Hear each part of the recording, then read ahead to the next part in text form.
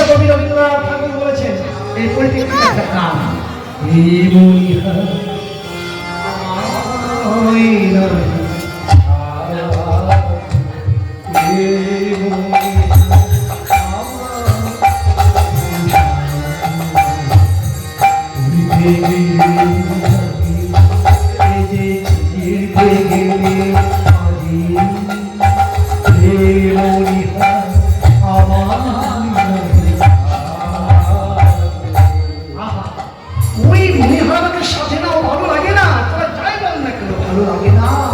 কণ্ঠ যে রোজ পরে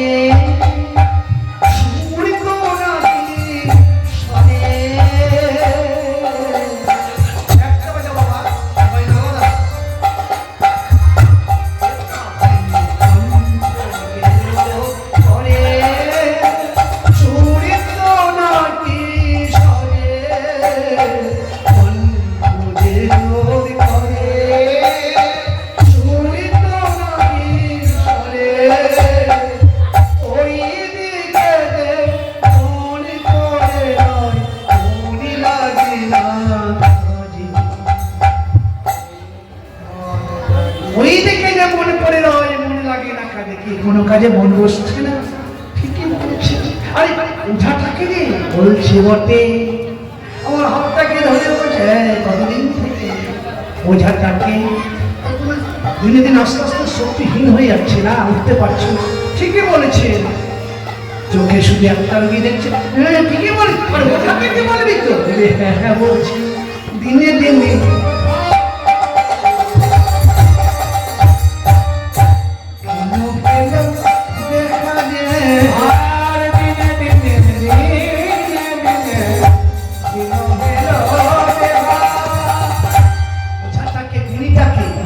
জানিস গোবিন্দ দাস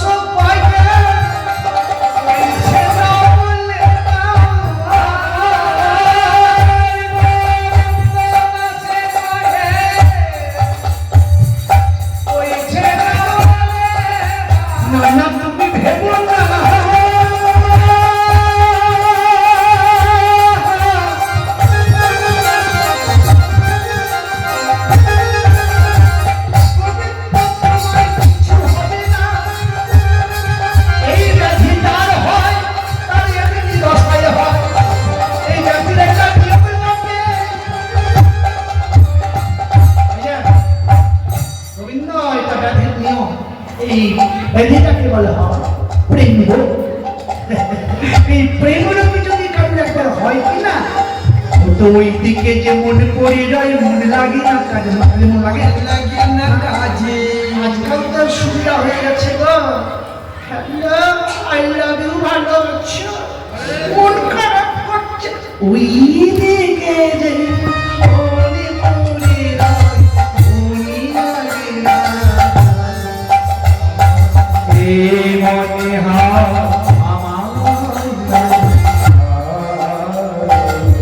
তাহলে সবসময় ওদিকে 24 ঘন্টা বলছে ফোন করেই চলে যায়, কাছে পেলে আরো ভালো। কিন্তু আগে তো এই ব্যবস্থা ছিল,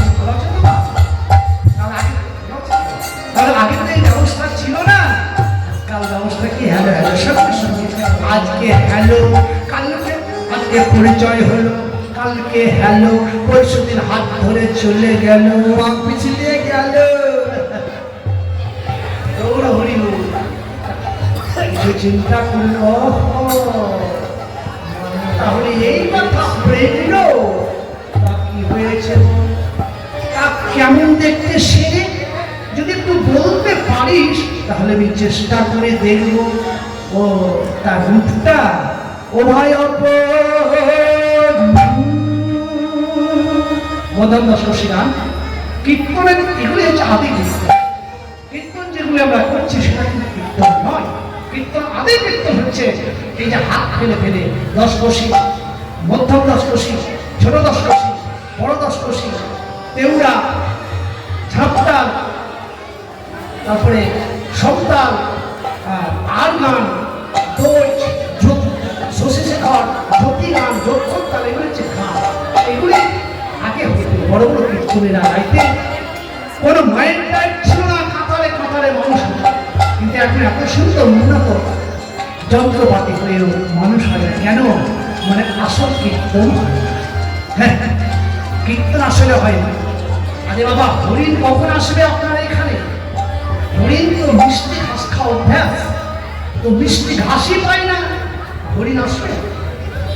হরিণ ধরতে গেলে, হরিণ শিকার করতে গেলে, হরিণকে যদি নিয়ে আসতে চান তাহলে মিষ্টি ঘাস, কচি কচি ঘাসের কাছে ভাত পাততে হবে। আজকাল মানুষের মন মিটি, মানে মন মৃগ, মন হরিণ আসতে চায় না সেই কাঁচা ঘাস হলেই তো। অন্যান্য ফ্রাইড রাইস খেয়ে খেয়ে অভ্যাস হয়ে গেছে, আমার মুরগি আবার বেরোয় না। Fried rice fried rice fried rice খেতে আজকাল ভালো লাগে না অন্য কিছু। চারটানি মার খা গান শুনতে শুনতে, চারটানি মার খা কথা শুনতে শুনতে অভ্যাস হয়ে গেছে। এখন যদি আদি কীর্তন গাওয়া যায়, কিন্তু জানেন কি, এই যে যারা আছেন তারা একটু শুনে যান, কথাটা লিখে নিয়ে যান। একটা তাল যদি ভালো করে শুনেন, গাওয়া অনেক দূরের কথা, যদি শুনেন আপনারা, 1,00,000 মালা জপ করলে যতটা ফল হয়, যতটা পুণ্য হয়, বুঝতে পারলেন না? 1,00,000 মালা জপ করতে গেলে 1000 অশ্বমেধ যজ্ঞের ফল হয়।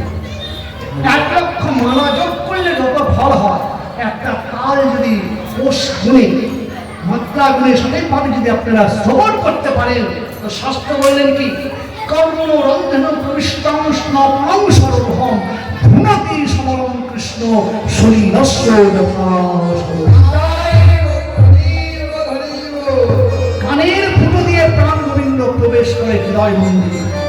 হৃদয় মন্দির প্রবেশ করে আপনারা যখন কীর্তন শুনছেন কিনা, কীর্তন শোনার সঙ্গে সঙ্গে গোবিন্দ হৃদয় মন্দিরে প্রবেশ করলেন। কি মজা! গোবিন্দ প্রবেশ করে গেল, তাহলে গোবিন্দকে পেয়ে নিলাম। ওই দেখছি না তো, একটা মশা যদি পিঠে বসে অনুভব হয়, আর এত বড় একটা কৃষ্ণ প্রবেশ করলো কানের ফুটো দিয়ে হৃদয় মন্দিরে, আমি দেখতে পাচ্ছি না কেন? বলে কেন পাচ্ছ না জানো? ঘুমন্ত মানুষকে কেউ যদি সোনা দানা দেয়, ওকে দেখতে পাবে তো ঘুমিয়ে আছে, ও পাবে কখন? যখন তার ঘুম ভাঙবে, তখন তার কাছে দেখবে সোনা দানা। এত সোনা দিল কে?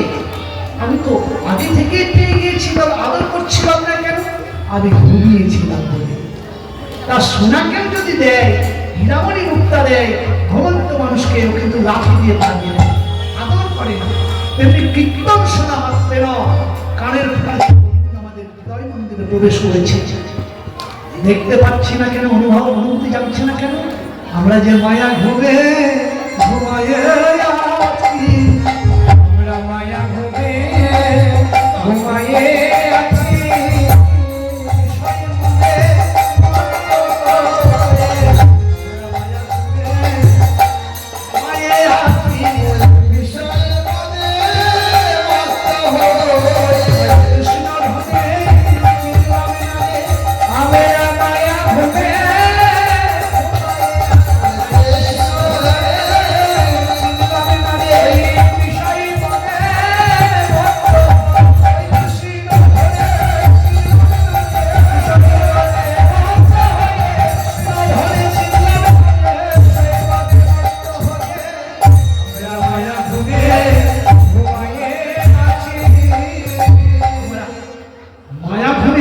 আছি তো, তাই কৃষ্ণ ধন্যে কানের ফুটো দিয়ে ঢুকল, তাই আমরা দেখতে পাচ্ছি না।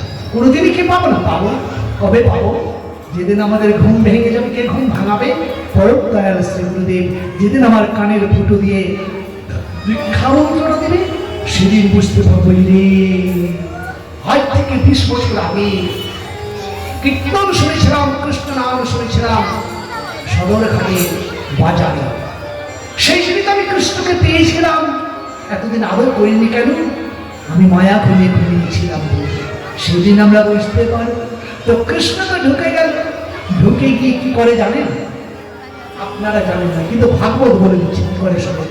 ভাগবত বলছে যে কৃষ্ণ হৃদয় মন্দিরে প্রবেশ করার পর তিনি দেখেন যিনি, আমি ভেবেছিলাম এরা ভক্ত, কিন্তু না, এরা ভক্ত নয়। তাই কানের ফুটো দিয়ে ঢুকে তাড়াতাড়ি করে পালিয়ে যাচ্ছে।